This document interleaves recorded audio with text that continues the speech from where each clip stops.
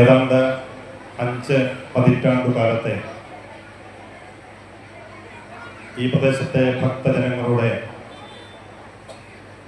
കഠിനമായ പ്രയത്നത്തിൻ്റെ ഫലമായിട്ട് ഇന്ന് ഈ ക്ഷേത്രത്തിൽ നവീകരണ കലശം തുടങ്ങിയിരിക്കുകയാണ്. ഒരുപക്ഷെ നൂറ്റാണ്ടുകൾക്ക് മുന്നേയോ സഹസ്രാബ്ദങ്ങൾക്ക് മുന്നേയോ ആധ്യാത്മികമായിട്ട് ഉന്നതിയിലെത്തിയിട്ടുള്ള ഒരാചാര്യനാൽ ഈ ലോകത്തിന് മുഴുവൻ ഐശ്വര്യമുണ്ടാകട്ടെ എന്ന സങ്കല്പത്തോടു കൂടി പ്രതിഷ്ഠ ചെയ്തിട്ടുള്ള ഈ ക്ഷേത്രം, അത് പിൽക്കാലത്ത് കാലത്തിൻ്റെ കുത്തൊഴുക്കിൽ തകർന്ന് നശിച്ചു പോയെങ്കിലും ഈ സനാതന ധർമ്മത്തിൻ്റെ രീതി അനുസരിച്ചിട്ട് അത് വീണ്ടും ഉയർത്തെഴുന്നേറ്റുകൊണ്ട് ഈ പ്രദേശത്തിന് വെളിച്ചം പകർന്നുകൊണ്ടിരിക്കുകയാണ്. നമുക്കറിയാം, ഭാരതം ക്ഷേത്രങ്ങളുടെ ഭൂമിയാണ്, ക്ഷേത്രങ്ങളുടെ നാടാണ് ഭാരതം. ഈ ലോകത്ത് ഭാരതം നൽകിയിട്ടുള്ള സന്ദേശം ആധ്യാത്മികതയായിരുന്നു. സ്വാമി വിവേകാനന്ദൻ ഒരിക്കൽ പറയുകയുണ്ടായി, ലോകത്ത് എവിടെയെങ്കിലും ആധ്യാത്മികതയുടെ ഒരു സ്ഫുരണം ഉണ്ടായിട്ടുണ്ടെങ്കിൽ അതിൻ്റെ അടിവേര് അന്വേഷിച്ച് ചെല്ലുകയാണെങ്കിൽ നാം ചെന്നെത്തുന്നത് ഭാരതഭൂമിയിലായിരിക്കുമെന്ന്. അതായിരുന്നു ഭാരതത്തിന്റെ പ്രത്യേകത. ലോകത്തിന് ആത്മീയതയുടെ വെളിച്ചം പകർന്നു നൽകിയത് ഈ ഭൂമിയിൽ നിന്നുമാണ്. വാത്മീകി മുതൽ വ്യാസൻ മുതൽ ഇങ്ങോട്ട് ശങ്കരാചാര്യനും ശ്രീനാരായണ ഗുരുദേവനും വരെയുള്ള നൂറുകണക്കായ സന്യാസി പരമ്പരകളുടെ, കൃഷി പരമ്പരകളുടെ നാടാണ് ഭാരതം. കഴിഞ്ഞ കുംഭമേളയിലൊക്കെ നമ്മൾ അത് കാണുകയുണ്ടായി. ഇന്നും ആയിരക്കണക്കായ സർവസംഘ പരിത്യാഗികളായ സന്യാസി ശ്രേഷ്ഠന്മാർ ഇന്നും ഭാരതത്തിന്റെ വിവിധ ഭാഗങ്ങളിലായിട്ട് ജീവിച്ചിരിക്കുന്നു എന്ന് ആ കുംഭമേള നമുക്ക് ബോധ്യപ്പെടുത്തി തന്നിരിക്കുന്നു. ഈശ്വരൻ തന്നെ മനുഷ്യരൂപത്തിൽ അവതാരം കൊണ്ട ഭൂമി അത് ഭാരതഭൂമിയാണ്. അത്ര പവിത്രതരമായിട്ടുള്ള ഈ ഭാരതഭൂമിയിൽ നമ്മുടെ ജീവിതം മുഴുവൻ ക്ഷേത്രവുമായിട്ട് ബന്ധിപ്പിച്ചുകൊണ്ടാണ് ആചാര്യന്മാർ കടന്നു പോയിട്ടുള്ളത്. എന്തിനു വേണ്ടിയാണ് അങ്ങനെ ചെയ്തിരിക്കുന്നത്? ഇത് നമുക്കൊക്കെ അറിയാം. നമ്മളൊക്കെ വ്യക്തിപരമായിട്ട് ഏതെങ്കിലും ഒരു ഇഷ്ടദേവതയെ മനസ്സിൽ വെച്ച് ആരാധിക്കുന്നവരാണ്. നമുക്കൊക്കെ വ്യക്തിപരമായിട്ട് ഒരു ദേവതാ സങ്കല്പമുണ്ട്. അതിൽ നിന്ന് നമ്മൾ കുടുംബമായിട്ട് വളർന്ന സമയത്ത് നമുക്കൊരു കുലദേവതാ സങ്കല്പമുണ്ട്. നിരവധി കുടുംബങ്ങൾ ഒരുമിച്ച് ചേരുന്ന ഗ്രാമത്തിൽ ഒരു ഗ്രാമദേവതാ സങ്കല്പമുണ്ട്. അതിന്റെ അപ്പുറത്തേക്ക് മഹാക്ഷേത്രങ്ങൾ, രാജാതിർത്തികളും കടന്ന് രാഷ്ട്രത്തെ മുഴുവൻ ഒന്നിപ്പിക്കുന്ന മഹാക്ഷേത്രങ്ങൾ. ഒരു കാലത്ത് ഈ ഭാരതം മുഴുവൻ വ്യത്യസ്ത നാട്ടുരാജ്യങ്ങളായിട്ട്, ചെറിയ ചെറിയ രാജ്യങ്ങളായിട്ട് രാജാതിർത്തിക്കുള്ളിൽ നിന്ന സമയത്ത് പോലും എല്ലാ രാജ്യത്തു നിന്നും എല്ലാവരും കാശിയിലേക്കും രാമേശ്വരത്തേക്കും യാത്ര ചെയ്തിരുന്നു. ഭാരത രാഷ്ട്രം എന്ന രീതിയിൽ നമ്മെ സംഘടിപ്പിച്ചു നിർത്തിയതും ക്ഷേത്രങ്ങളായിരുന്നു. ഇന്നും അങ്ങനെ തന്നെയാണ്. ഈ നാട്ടിലെ ജനങ്ങളുടെ ഹൃസ്പന്ദനം ക്ഷേത്രങ്ങളുമായിട്ട് ബന്ധപ്പെട്ടുകൊണ്ടാണ്. നമ്മുടെ ജീവിതം തുടങ്ങുന്നത് ക്ഷേത്രത്തിൽ നിന്നുമാണ്. ഇന്നും നമ്മൾ വിവാഹിതരാകാൻ ക്ഷേത്രസന്നിധിയിലെത്തുന്നു. ഒരു കുഞ്ഞു ജനിച്ചു കഴിഞ്ഞാൽ അതിന്റെ ചോറൂണ് നടത്താൻ ക്ഷേത്രത്തിലെത്തുന്നു. നമുക്കൊരു ജോലി കിട്ടിക്കഴിഞ്ഞാൽ ആദ്യത്തെ വഴിപാട് നമ്മൾ ക്ഷേത്രത്തിൽ നടത്തുന്നു. മരിച്ചു കഴിഞ്ഞാൽ തിലഹോമം നടത്തുന്നത് ക്ഷേത്രത്തിൽ തന്നെയാണ്. ക്ഷേത്രവുമായിട്ട് ബന്ധമില്ലാത്തൊരു ജീവിതം ഇവിടെ ഭാരതീയനില്ലായിരുന്നു. എന്തിനു വേണ്ടിയാണ് ഈ സമാജത്തെ ക്ഷേത്രവുമായിട്ട് ഇങ്ങനെ ബന്ധിപ്പിച്ച് നിർത്തിയിരുന്നത്? എന്തായിരുന്നു ക്ഷേത്രത്തിന്റെ ധർമ്മം? അല്ലെങ്കിൽ എന്താകണം ക്ഷേത്രത്തിന്റെ ധർമ്മം? ഹിന്ദുവിന്റെ ജീവിത ലക്ഷ്യമാണ് ധാർമ്മികമായ ജീവിതം നയിക്കുക എന്നുള്ളത്. എന്താണ് ഹിന്ദുവിന്റെ ജീവിത ലക്ഷ്യം എന്ന് ചോദിച്ചാൽ ആചാര്യന്മാർ നമ്മുടെ മുന്നിൽ വെച്ച് തന്നിരിക്കുന്നു. ചതുർവിധ പുരുഷാർത്ഥങ്ങളാണ് ഹിന്ദുവിന്റെ ജീവിത ലക്ഷ്യമെന്ന്. നാം എന്തിനു വേണ്ടിയാണ് ജീവിക്കുന്നത്?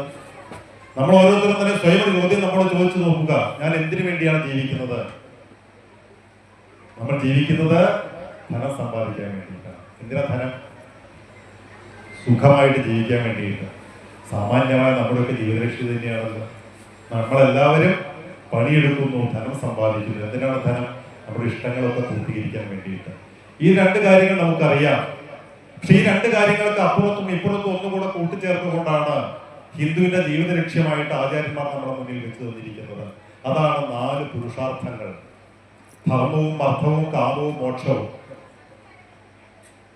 ഇന്ന് പണം സമ്പാദിക്കാൻ വേണ്ടി പോകുന്ന സമയത്ത് അതിന്റെ മുന്നേ നേടേണ്ട പുരുഷാർത്ഥം സമ്പാദിച്ചില്ലെങ്കിൽ അതിന്റെ ദുരന്തങ്ങളാണ് ഇന്ന് സമൂഹം അനുഭവിച്ചു കൊണ്ടിരിക്കുന്നത്. ആദ്യം സമ്പാദിക്കേണ്ടത് ധർമ്മമാണ്, ധാർമ്മികമായ പഠനമാണ്, ധാർമ്മികമായ അറിവാണ്. അത് സമ്പാദിച്ചുകൊണ്ട് ധനം സമ്പാദിക്കാൻ പോകുന്ന സമയത്ത് നമുക്കോ സമൂഹത്തിനോ യാതൊരുവിധ അപകടങ്ങളും സംഭവിക്കുകയില്ല. ഈ ധനം ഉപയോഗിച്ച് നമ്മള്, അർത്ഥം ഉപയോഗിച്ച് നമ്മുടെ കാമനകൾ പൂർത്തീകരിക്കുന്നു, ആഗ്രഹങ്ങൾ പൂർത്തീകരിക്കുന്നു. നമുക്ക് പലതരം ആഗ്രഹങ്ങളുണ്ട്. വ്യക്തിപരമായിട്ടും കുടുംബത്തിലും സമൂഹത്തിലുമൊക്കെ പല കാര്യങ്ങൾ നമുക്ക് നിർവഹിക്കാനുണ്ട്. അതൊക്കെ നമ്മൾ പൂർത്തീകരിക്കുന്നു. എന്തിനു വേണ്ടിയിട്ട്? സന്തോഷം ലഭിക്കുന്നതിന് വേണ്ടിയിട്ട്. അങ്ങനെ പണം സമ്പാദിച്ച് ആഗ്രഹങ്ങൾ പൂർത്തീകരിച്ചുകൊണ്ട് നമ്മുടെ ജീവിതം കടന്നു പോകുന്ന സമയത്ത്, ജീവിതത്തിന്റെ സായന്തന ദിനത്തിന്റെ സമയത്ത് എത്തിയ ആളുകളൊന്ന് ചോദിച്ചു നോക്കുക, നിങ്ങളുടെ ജീവിതം സന്തോഷകരമാണോ? നമ്മൾ കരുതും പഠിച്ചു കഴിഞ്ഞ സന്തോഷമായി, ജോലി കിട്ടിയ സന്തോഷമായി, വിവാഹം കഴിച്ച സന്തോഷമായി, വീട് വെച്ച സന്തോഷമായി, കുട്ടികളുണ്ടായ സന്തോഷമായി എന്ന് കരുതി അങ്ങനെ മുന്നോട്ട് പോയിക്കൊണ്ടേയിരിക്കുകയാണ്. ഒരു പരിധി കഴിഞ്ഞ സമയത്ത് ഇതൊന്നും നമുക്ക് സന്തോഷം തരുന്നില്ല എന്ന് തിരിച്ചറിയുമ്പോഴാണ് നമ്മുടെ ജീവിതത്തിന്റെ 4ാമത്തെ പുരുഷാർത്ഥം അന്വേഷിക്കുന്നത്: മോക്ഷപദം. ഇതേപോലെ തന്നെ നമ്മുടെ ജീവിതത്തെ ഘടിപ്പിച്ചുകൊണ്ടാണ് 4 ആശ്രമ വ്യവസ്ഥിതികൾ നമ്മുടെ മുന്നിൽ വെച്ച് തന്നത് ആചാര്യന്മാര്: ബ്രഹ്മചര്യവും, ഗാർഹസ്ഥ്യവും, വാനപ്രസ്ഥവും, സന്യാസവും. ഈ 4 ഘട്ടത്തിലൂടെയാണ് നമ്മൾ ഓരോരുത്തരും ജീവിച്ചു പോയിക്കൊണ്ടിരിക്കുന്നത്. ബ്രഹ്മചര്യം വിദ്യാഭ്യാസ കാലമാണ്.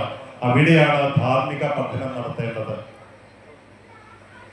ബ്രഹ്മചര്യം പൂർത്തീകരിച്ചു കഴിഞ്ഞ സമയത്ത് നമ്മൾ ജോലി സമ്പാദിക്കുന്നു, ഗൃഹസ്ഥനായിട്ട് ജീവിക്കുന്നു, വിവാഹിതരായിട്ട് ജീവിക്കുന്നു. അത് 2ാമത്തെ ആശ്രമ വ്യവസ്ഥയാണ്, ഗൃഹസ്ഥാശ്രമം. അവിടെ വെച്ച് നമ്മൾ പണം സമ്പാദിക്കുകയും സുഖമായിട്ട് ജീവിക്കുകയും ചെയ്യുന്നു. അവിടെ നിന്ന് അടുത്ത പടിയിലേക്ക് നമ്മോട് പറയുന്നു വാനപ്രസ്ഥം. കുടുംബത്തിലെ കുട്ടികളെല്ലാം മുതിർന്നു കഴിഞ്ഞാൽ പിന്നെ ചുമതലകൾ അവർക്ക് ഏൽപ്പിച്ചു കൊടുത്തുകൊണ്ട് നമ്മളെല്ലാം ഒരു മാറി മൂലയ്ക്ക് ഇരിക്കുന്ന ഒരു അവസ്ഥ വരുന്നു. എല്ലാം ഉത്തരവാദിത്വത്തിൽ മാറി നിൽക്കുന്നു, ഈശ്വര ചിന്തയോട് മാറി നിൽക്കുന്നു. ഇതാണ് വാനപ്രസ്ഥ. കാട്ടിലേക്ക് പോകണമെന്നല്ല പറയുന്നത്. അവിടെ പിന്നെ കുടുംബത്തിൽ നമുക്ക് വലിയ വലിയൊന്നും കിട്ടാറില്ല. അതിനുവേണ്ടി ശ്രമിക്കുന്ന സമയത്താണ് കുടുംബത്തിൽ പ്രശ്നങ്ങൾ ഉണ്ടാവുന്നത്. അവസാനം ഞാനും ഈശ്വരനും എന്നൊരു അവസ്ഥയിലേക്ക് എത്തിച്ചേരുന്നു. അത് തന്നെയാണ് സന്യാസം. ഇപ്പൊ നമ്മുടെ ജീവിത ലക്ഷ്യത്തെ ഈ 4 ആശ്രമ വ്യവസ്ഥയിലൂടെ ചിട്ടയായിട്ട് മുന്നോട്ട് കൊണ്ടുപോകുവാൻ ആചാര്യന്മാർ നമ്മെ പഠിപ്പിച്ചിരുന്നു. ഇതിൽ ആദ്യം സമ്പാദിക്കേണ്ടത് ധർമ്മമാണ്. നമ്മളൊന്ന് പിറകോട്ട് ചിന്തിച്ചു കഴിഞ്ഞാൽ നമ്മുടെ നാട്ടിലെ 100 കണക്കായ 1000 കണക്കായ ക്ഷേത്രങ്ങൾ, ചെറുതും വലുതുമായ ക്ഷേത്രങ്ങൾ ഉണ്ട്. ഇതൊന്നും ഇന്നുണ്ടാക്കിയതല്ല. നമ്മളൊക്കെ ജനിക്കുന്നതിന് എത്രയോ മുന്നേ ഈ ക്ഷേത്രങ്ങളൊക്കെ ഉണ്ട്. ഇന്ന് ചെയ്യുന്നത് പോലെ നവീകരണ കലശങ്ങളും പുനഃപ്രതിഷ്ഠയും ഒക്കെ എത്രയോ പേർ മുന്നേ നടത്തിക്കൊണ്ടിരിക്കുന്നു. അങ്ങനെ ഇന്നും നവീകരിച്ച് ഇനിയും തലമുറകൾക്ക് വേണ്ടി ക്ഷേത്രങ്ങൾ നിലകൊണ്ടേയിരിക്കും. ഇതാരാണ് തുടങ്ങിയത്? ആരുടെ കാലത്താണ് ഈ ക്ഷേത്രങ്ങളൊക്കെ തുടങ്ങി വെച്ചത്? ആര് നിർമ്മിച്ചു എന്ന് നമ്മൾ പിറകിലോട്ട് ചിന്തിച്ചു കഴിഞ്ഞാൽ നമുക്ക് മനസ്സിലാകും. ആദ്യകാലത്ത് ഈ നാട് ഭരിച്ചിരുന്നവർ, രാജാക്കന്മാരാകട്ടെ, നാടുവാഴികളാവട്ടെ, ചക്രവർത്തിമാരാവട്ടെ, അവരൊക്കെ തന്നെയാണ് പ്രധാനപ്പെട്ട പല ക്ഷേത്രങ്ങളെയും നിർമ്മാണം നടത്തിയിട്ടുള്ളത്. എന്തിനു വേണ്ടിയിട്ടാണ് ചെയ്തത്? സമൂഹത്തില് അരക്ഷിതാവസ്ഥ ഇല്ലാതിരിക്കണമെങ്കിൽ ധാർമ്മിക ബോധമുള്ള ഒരു സമാജം ഉണ്ടാകണം. എല്ലാവരെയും നിയമത്തിന്റെ ഗഡ്ഗം കാണിച്ച് അടക്കിയിരുത്താൻ സാധ്യമല്ല. സ്വയം ധാർമ്മിക ബോധത്തോടുകൂടി ജീവിക്കാത്ത ഒരു സമാജത്തിൽ അരാജകത്വം ഉണ്ടാകും. നമ്മുടെ ചുറ്റുവട്ടത്ത് താമസിക്കുന്ന ആളുകൾ അധാർമികളാണെങ്കിൽ നമുക്ക് സമാധാനമായിട്ട് കിടന്നുറങ്ങാൻ സാധിക്കില്ല. സമാജത്തിൽ ധാർമ്മിക ബോധം പകർന്നു നൽകുന്ന കേന്ദ്രങ്ങളായിട്ടാണ്, അതിനുള്ള ഉപാധികളായിട്ടാണ് ക്ഷേത്രങ്ങളെ നിർമ്മിച്ചിരുന്നത്. ആ സമയത്താണ് ആ രാജ്യത്തെ, പ്രദേശത്തെ സ്വച്ഛമായ രീതിയിൽ ഭരിച്ച് മുന്നോട്ട് കൊണ്ടുപോകാൻ സാധിക്കുക എന്നവർക്ക് അറിയാമായിരുന്നു. ഇങ്ങനെ നിർമ്മിക്കപ്പെട്ട ക്ഷേത്രങ്ങള് അതിന്റെ ദൈനംദിന പ്രവർത്തനങ്ങൾ ഭംഗം കൂടാതെ നടക്കാനായിട്ട് ആവശ്യത്തിനുള്ള സ്വത്ത് ആ ക്ഷേത്രങ്ങൾക്കെല്ലാം നൽകിയിരുന്നു. ഓരോ ക്ഷേത്രദേവനും ധാരാളം സ്വത്തിന്റെ ഉടമയായിരുന്നു. അതിൽ നിന്നുള്ള വരുമാനങ്ങൾ കൊണ്ട് തന്നെ ആ ക്ഷേത്രങ്ങൾ നടത്തിക്കൊണ്ടുപോകാൻ തക്ക രീതിയിലുള്ള ഊരായ്മകളെയും സൃഷ്ടിച്ചിരുന്നു. അതിൽ നിന്ന് വരുമാനമെടുത്ത് ദൈനംദിന കാര്യങ്ങൾ നടത്തിക്കൊണ്ടുപോകുന്ന അത്ര നല്ല വ്യവസ്ഥിതിയായിരുന്നു നിലനിന്നിരുന്നത്. പിൽക്കാലത്ത് ചരിത്രത്തിന്റെ കുത്തൊഴുക്കിൽ പല മാറ്റങ്ങളും സംഭവിച്ചു. സംരക്ഷിക്കാൻ വേണ്ടി ചുമതലപ്പെട്ടവർ തന്നെ അതിന്റെ വരുമാനങ്ങൾ സ്വാർത്ഥ കാര്യങ്ങൾക്ക് വിനിയോഗിക്കുകയോ സ്വത്തുകൾ വിറ്റ് നശിപ്പിക്കുകയോ ചെയ്തിട്ടുണ്ടാവാം. പിൽക്കാലത്ത് കേരളത്തിൽ വളർന്നു വന്നിട്ടുള്ള ജാതീയമായ ഉച്ചനീചത്വങ്ങൾ ക്ഷേത്രങ്ങളുടെ തകർച്ചയ്ക്ക് കാരണമായിട്ടുണ്ടാകാം. പിന്നീട് പുറമേ നിന്ന് വന്നിട്ടുള്ള ആക്രമണങ്ങൾ അതിന്റെ ഭാഗമായിട്ട് മിക്ക ക്ഷേത്രങ്ങൾ തകർന്നുപോയി. ഈ ക്ഷേത്രം പോലും ടിപ്പുവിന്റെ പടയോട്ടത്തിൽ തകർക്കപ്പെട്ടതാണെന്ന് പറയപ്പെടുന്നു. കുറെ കാലം ഈ സമാജം അന്ധകാരത്തിലേക്ക് പിൻവാങ്ങപ്പെട്ടു. സാമാജിക ബോധമില്ലാതെ ആധ്യാത്മിക ചൈതന്യമില്ലാത്ത സമാജമായിട്ട് നമ്മുടെ ഹൈന്ദവ സമാജം പിൻവാങ്ങേണ്ടി വന്നു. പിന്നീട് ഉയർത്തെഴുന്നേൽപ്പാണ് നാം കാണുന്നത്. ഇന്ന് മുഴുവൻ ക്ഷേത്രങ്ങളും ഉയർത്തെഴുന്നേറ്റുകൊണ്ടിരിക്കുന്നു, പുനരുദ്ധരിക്കപ്പെട്ടുകൊണ്ടിരിക്കുന്നു. നവീകരണ കലശങ്ങൾ നടക്കുന്നു, ഉത്സവങ്ങൾ നടക്കുന്നു. എന്തിനു വേണ്ടിയാണ് നവീകരണ കലശവും ഉത്സവവും ഒക്കെ നടക്കുന്നത്? എന്താണ് അതിന്റെ താന്ത്രികമായിട്ടുള്ള പ്രാധാന്യം? നമുക്കറിയാം, ഈ ഈശ്വരൻ എന്ന് പറയുന്നത് ഒരു ശ്രേഷ്ഠത്തിന്റെ ശ്രീകോലിനകത്ത് പൂട്ടിടാനുള്ള സംഗതിയല്ല. നമുക്കെല്ലാം അറിയാം, സമസ്ത പ്രപഞ്ചവും നിറഞ്ഞു നിൽക്കുന്ന ചൈതന്യമാണ് ഈശ്വരൻ എന്ന് നമ്മുടെ ആചാര്യന്മാർ അനുഭവിച്ചറിഞ്ഞിട്ടുണ്ട്. വിഷ്ണുവിന്റെ 1000 സഹസ്രനാമങ്ങൾ ചൊല്ലുന്ന ആൾക്കാരാണ് നമ്മളൊക്കെ തന്നെ. വിഷ്ണുവിന്റെ 1000 നാമം ചൊല്ലുന്ന സമയത്ത് ആദ്യ നാമം തന്നെ ഗോവിന്ദ അച്യുത എന്നൊന്നുമല്ല, ഓം വിശ്വം എന്നാണ്. സമസ്ത പ്രപഞ്ചവും അത് തന്നെയാണ് ഈശ്വരൻ. അതിൽ നിന്ന് ഭിന്നമായിട്ട് ഒന്നും തന്നെ ഇവിടെ ഇല്ല. ഭഗവാൻ കൃഷ്ണൻ അർജുനന് ഗീത മുഴുവൻ ഉപദേശിച്ചു കൊടുത്തിട്ടും സംശയം തീരാവുന്ന സമയത്ത് എന്താ കൃഷ്ണൻ ചെയ്തത്? തന്റെ വിശ്വരൂപം കാണിച്ചു കൊടുത്തു. വിശ്വരൂപ ദർശനം. സൂര്യനും ചന്ദ്രനും മുതൽ അർജുനനും നൂറ്റൂരും പാണ്ഡവരും ഒക്കെ അതിന്റെ അകത്തുണ്ട്. എല്ലാം അടങ്ങിയിട്ടുള്ള ആ ഒരു ഈശ്വരനെ അനുഭവിച്ചറിഞ്ഞ് നമ്മൾ എങ്ങനെയാണോ ശ്രീകോവിലിന്റെ അകത്ത് ഈശ്വരനെ കൂട്ടിയിടാമെന്ന് സങ്കല്പിക്കുന്നത്?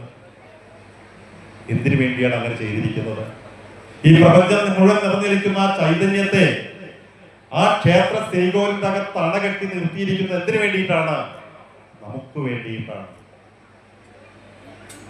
നമ്മുടെ ആത്മീയവും ഭൗതികവുമായിട്ടുള്ള ഏതൊരു ആവശ്യങ്ങളും അവിടെ ചെന്ന് നിറവേറ്റത്തക്ക രീതിയിലുള്ള ശക്തി കേന്ദ്രങ്ങളായിട്ടാണ് താന്ത്രിക വിധിപ്രകാരം മന്ത്രചൈതന്യം നൽകിക്കൊണ്ട് ഈ ക്ഷേത്രങ്ങളെ അവിടെ നിലനിർത്തിയിരിക്കുന്നത്. എന്നിട്ട് ദൈനംദിന പൂജാക്രമങ്ങളിലൂടെ ആ ചൈതന്യത്തെ എന്നെന്നും നിലനിർത്തുന്നു. ഇങ്ങനെയൊക്കെയാണെങ്കിലും നമ്മുടെയൊക്കെ കർമ്മശുദ്ധി കൊണ്ട്, പ്രവൃത്തി ശുദ്ധി കൊണ്ട്, ആചാരശുദ്ധി കൊണ്ട്, അതിൽ വരുന്ന ലോപം കൊണ്ട് ആ ചൈതന്യത്തിന് വല്ല ഭംഗവും സംഭവിച്ചു പോയിട്ടുണ്ടെങ്കിൽ ആ ചൈതന്യത്തെ വീണ്ടും നിറയ്ക്കേണ്ടതായിട്ടുണ്ട്. അതിനു വേണ്ടിയിട്ടാണ് ഉത്സവങ്ങൾ. ഉത്സവ സമയത്ത്, നവീകരണ കലശത്തിന് സമയത്തൊക്കെ ക്ഷേത്രത്തിന്റെ അകത്ത് നടക്കുന്ന താന്ത്രിക കർമ്മങ്ങൾ അവിടെയുള്ള ആ ചൈതന്യത്തെ വീണ്ടും നിറയ്ക്കുന്നതിന് വേണ്ടിയിട്ട്, അതിന്റെ ലോപം കുറയ്ക്കുന്നതിന് വേണ്ടിയിട്ടാണ്.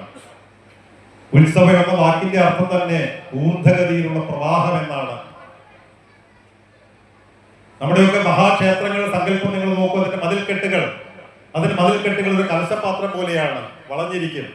ഒരു കലശപാത്രത്തിൽ ജലം വെച്ചിരുന്നാൽ കുറെ കഴിയുന്ന സമയത്ത് അതിന്റെ വിധാനം കുറഞ്ഞു പോകുന്നുണ്ടെങ്കിൽ ആ വിധാനം നിറയ്ക്കണമെങ്കിൽ മറ്റൊരു പാത്രത്തിൽ വെള്ളം കൊണ്ടുവന്ന് നിറയ്ക്കണം. ആ സമയത്ത് അത് നിറഞ്ഞ് പുറത്തേക്ക് കവിഞ്ഞൊഴുകും. ഇത് തന്നെയാണ് നമ്മുടെ ഉത്സവ സമയത്ത് നടക്കുന്നത്, കലശ സമയത്ത് നടക്കുന്നത്. ആ ക്ഷേത്രത്തിലെ നിറയ്ക്കുന്ന ചൈതന്യം കവിഞ്ഞ് പുറത്തേക്ക് ഒഴുകുന്നു, നമ്മുടെ ഗ്രാമത്തിലേക്ക് ഒഴുകുന്നു. നമ്മുടെ ഓരോ വീട്ടുകളിലേക്കും ഓരോ വ്യക്തിയിലേക്കും ആ ചൈതന്യത്തെ ആവാഹിച്ചെടുക്കുന്നതിന് വേണ്ടിയിട്ടാണ് ആ ഗ്രാമത്തിലുള്ള മുഴുവൻ ആളുകളും ഉത്സവ സമയത്ത് ക്ഷേത്രത്തിൽ ഒന്നിച്ചു ചേരുന്നത്. പണ്ടും ഇങ്ങനെയായിരുന്നു. ഇങ്ങനെയൊരു നഗരവൽക്കരണം വരുന്നതിന് മുന്നേ നമ്മുടെയൊക്കെ ഗ്രാമങ്ങളിലുള്ള ആളുകൾ വിവാഹിതരായിട്ട് ദൂരേക്കിലേക്ക് പോയിട്ടുണ്ടാവാം, ജോലി കയറി വീട് ദൂരേക്കിലേക്ക് പോയിട്ടുണ്ടാവാം. എല്ലാവരും തന്നെ ഉത്സവ സമയത്ത് ഗ്രാമത്തിൽ ഒത്തുകൂടുമായിരുന്നു. ആ ഒരു ചൈതന്യത്തെ തന്നിലേക്ക് ആവാഹിച്ചെടുക്കുന്നതിന് വേണ്ടിയിട്ട്. ആ ഒരു ഗ്രാമത്തിലെ ക്ഷേത്രത്തിൽ നിന്നുമാണ് ആ കുടുംബത്തിലേക്ക് മുഴുവൻ പ്രകാശം എത്തുന്നത്. നേരത്തെ തന്നെ ഇവിടെ സംസാരിക്കാൻ വന്നൊരു വ്യക്തി, ഒരു അധ്യാപകൻ സൂചിപ്പിക്കുകയുണ്ടായി, ഈ ഒരു ക്ഷേത്രത്തിൽ വെളിച്ചം വന്ന സമയത്താണ് ചുറ്റുവട്ടത്തുള്ള മുഴുവൻ ക്ഷേത്രങ്ങളിലേക്കും വെളിച്ചം എത്തിയത് എന്ന് അദ്ദേഹം പറയുകയുണ്ടായി. ഊർജ സ്രോതസ്സാണ് നമ്മുടെ ക്ഷേത്രങ്ങൾ. നമ്മുടെ ഉള്ളിലുള്ള ചൈതന്യത്തെ തന്നെയാണ് നമുക്ക് ഉയർത്തിയെടുക്കേണ്ടത്. അതാണ് ആധ്യാത്മികമായ തത്വം. ആധ്യാത്മികമായ തത്വം ആ ക്ഷേത്രത്തിന്റെ അകത്തിരിക്കുന്ന അതേ ചൈതന്യമാണ് നമ്മുടെ ഉള്ളിൽ ഉള്ളത്. അതിനെ തിരിച്ചറിഞ്ഞ് ആ ചൈതന്യത്തെ ഉയർത്തിയെടുക്കുക, അതിനുവേണ്ടിയുള്ള സാധനാ കേന്ദ്രങ്ങളായിട്ടാണ് ക്ഷേത്രങ്ങളെ കാണേണ്ടത്. അടിസ്ഥാനപരമായിട്ട് തത്വം അത് തന്നെയാണ്. പക്ഷെ എന്നിരുന്നാലും നമ്മുടെ ഭൗതികമായിട്ടുള്ള നിരവധി ആവശ്യങ്ങൾക്ക് വേണ്ടിയാണ് നമ്മളൊക്കെ ക്ഷേത്രങ്ങളെ ദൈനംദിനമായി സമീപിക്കാറുള്ളത്. അതിന്റെ അപ്പുറത്തേക്ക് ഞാൻ നേരത്തെ സൂചിപ്പിച്ചതുപോലെ ധാർമ്മികമായ അവബോധം നമ്മൾക്ക് ഉണ്ടാക്കിയെടുക്കാനായിട്ട് ക്ഷേത്രങ്ങളെ പ്രയോജനപ്പെടുത്തേണ്ടതായിട്ടുണ്ട്. ആദ്യകാലങ്ങളിൽ ക്ഷേത്രം ഉണ്ടായിരുന്നില്ല, വേദകാലത്ത് ക്ഷേത്രങ്ങൾ ഉണ്ടായിരുന്നില്ല. ആ കാലത്തൊക്കെ ഈ കാര്യങ്ങളൊക്കെ ചെയ്തിരുന്നത് നമ്മുടെ വൈദിക ഗ്രന്ഥങ്ങളായിരുന്നു, ആചാര്യന്മാരായിരുന്നു ധാർമ്മികമായിട്ട് അറിവ് പകർന്നു നൽകിയിരുന്നത്. അത്യന്ത ഗഹനമായ വേദങ്ങൾ ഗ്രഹിക്കാൻ പറ്റാത്ത കാലം വന്ന സമയത്ത് ഗുരു ശിഷ്യ സംവാദ രൂപത്തിൽ ഉപനിഷത്തുകളിലേക്ക് അവ മാറി. അതും നമുക്ക് ദുർഗ്രാഹ്യമായി വന്ന സമയത്താണ് കഥാരൂപത്തിൽ നമ്മൾക്ക് കഥാപാത്രങ്ങളിലൂടെ ഇതിഹാസങ്ങൾ, രാമായണവും മഹാഭാരതവും പോലത്തെ ഇതിഹാസങ്ങൾ നമുക്ക് പകർന്നു തന്നത്, പുരാണ കഥകൾ നമുക്ക് 18 പുരാണങ്ങളും 18 ഉപപുരാണങ്ങളും ഒക്കെ നമുക്ക് വേണ്ടിയിട്ട് ആചാര്യന്മാർ തന്നത് എന്തിനു വേണ്ടിയിട്ട്? ഈ ധാർമ്മിക തത്വങ്ങളെ കഥകളിലൂടെ നമ്മളെ പഠിപ്പിക്കാനായിട്ട്. മഹാഭാരതവും രാമായണവും ഒക്കെ നമ്മൾ പഠിപ്പിക്കുന്നതാണ്. എങ്ങനെയാണ് ധാർമ്മികമായിട്ട് ജീവിക്കേണ്ടതെന്ന് ചോദിച്ചാൽ രാമായണത്തിലെ ശ്രീരാമനെ നോക്കൂ എന്നാണ് പറയാറ്.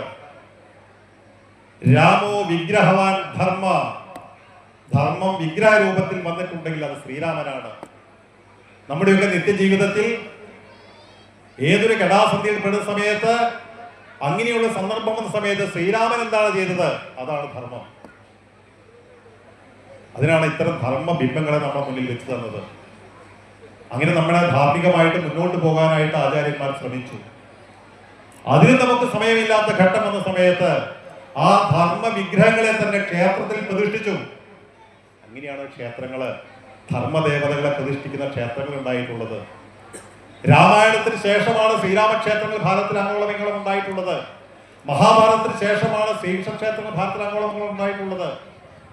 ആ ധർമ്മ പ്രതീകങ്ങളെ, ധർമ്മത്തിന്റെ പ്രതീകങ്ങളായിട്ടുള്ള ദേവതകളെ തന്നെ പ്രതിഷ്ഠിച്ച് ആരാധിക്കുവാൻ നമ്മെ പഠിപ്പിച്ചു. എന്തിനു വേണ്ടിയിട്ട്? എനിക്ക് രാമനെ പോലെയാകണം, എനിക്ക് കൃഷ്ണനെ പോലെയാകണം. ഇതാണ് നമ്മൾ ഓരോരുത്തരും പഠിക്കേണ്ടത്, നമ്മുടെ കുട്ടികളെ പഠിപ്പിക്കേണ്ടത്. 2 തരം വിഗ്രഹങ്ങൾ നമുക്ക് അമ്പലങ്ങളിൽ കാണാൻ സാധിക്കും. അവതാര വിഗ്രഹങ്ങളെയും തത്വവിഗ്രഹങ്ങളെയും നമുക്ക് കാണാൻ സാധിക്കും.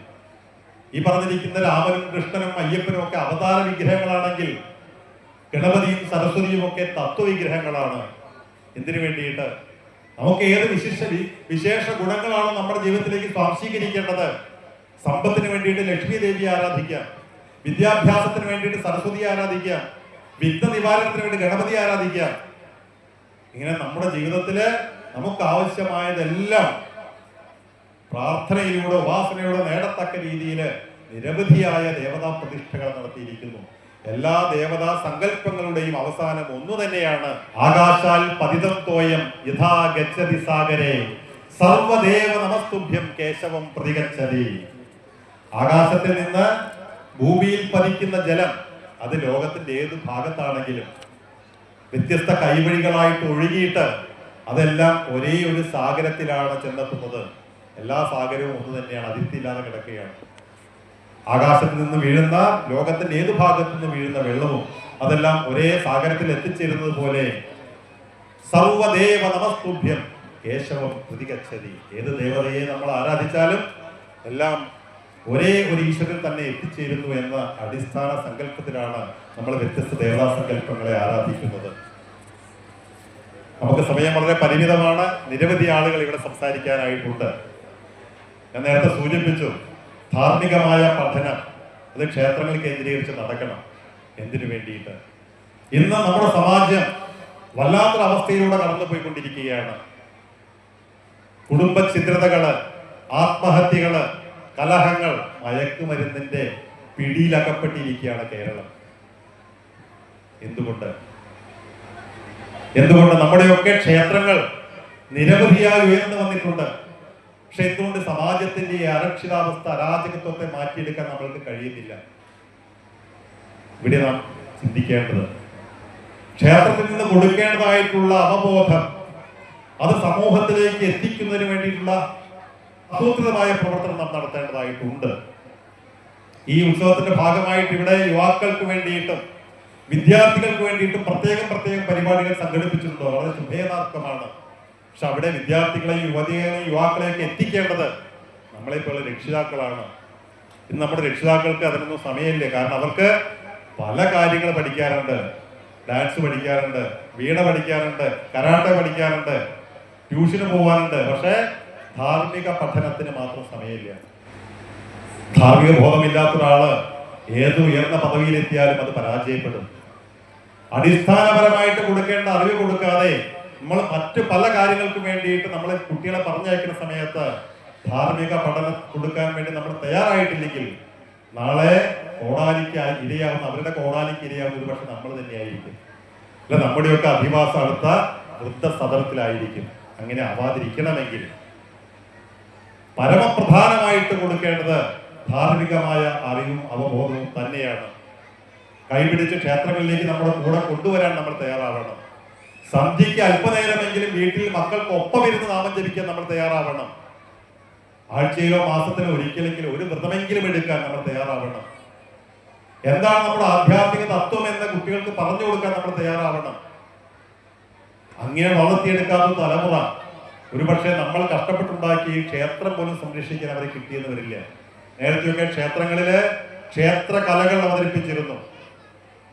രാമനാട്ടമായിട്ടും കൃഷ്ണാട്ടമായിട്ടും ചാക്യാർകൂത്തായിട്ടും മോട്ടത്തുള്ളലായിട്ടും ഹരികഥയായിട്ടും അങ്ങനെ പലതും അതൊക്കെ നമുക്ക് പകർന്നത് ധാർമ്മിക പഠനമായിരുന്നു. അതിലൂടെയൊക്കെ അവതരിപ്പിച്ചത് രാമന്റെയും കൃഷ്ണന്റെയും ഒക്കെ കഥകളായിരുന്നു. ഇന്ന് അതിന്റെയൊക്കെ സ്ഥാനത്ത് നമ്മുടെ ക്ഷേത്രങ്ങളിൽ അവതരിപ്പിക്കുന്ന കലാരൂപങ്ങൾ നമുക്ക് മൂല്യച്യുതി ഉണ്ടാക്കുന്നതാണെങ്കിൽ അത് തിരുത്തേണ്ടത് തന്നെയാണ്. അതോടൊപ്പം തന്നെ വൈജ്ഞാനിക യജ്ഞങ്ങൾ, പ്രഭാഷണങ്ങൾ, പാഠശാലകൾ ഇതൊക്കെ തന്നെ നമ്മുടെ ക്ഷേത്രങ്ങളുമായിട്ട് ബന്ധപ്പെട്ടുകൊണ്ട് പ്രവർത്തിക്കുന്ന സമയത്താണ് നമ്മുടെ തലമുറകൾക്ക് അറിവ് പകർന്നു കൊടുക്കാനായിട്ട് സാധിക്കുക. അതിന് നമുക്ക് സാധിക്കട്ടെ. ഈ നവീകരണ കലശത്തോടു കൂടിയിട്ട് ഈ പ്രദേശത്തെ മുഴുവൻ ആളുകളിലേക്കും വ്യക്തികളിലേക്കും അതിന്റെ ചൈതന്യം പകർന്നു കൊടുക്കാനായിട്ട് നമുക്ക് സാധിക്കട്ടെ എന്ന് മാത്രം പറഞ്ഞുകൊണ്ട് ഈ സാംസ്കാരിക സമ്മേളനം ഔപചാരികമായി ഉദ്ഘാടനം ചെയ്തതായി പ്രഖ്യാപിക്കുന്നു. എല്ലാവർക്കും നമസ്കാരം.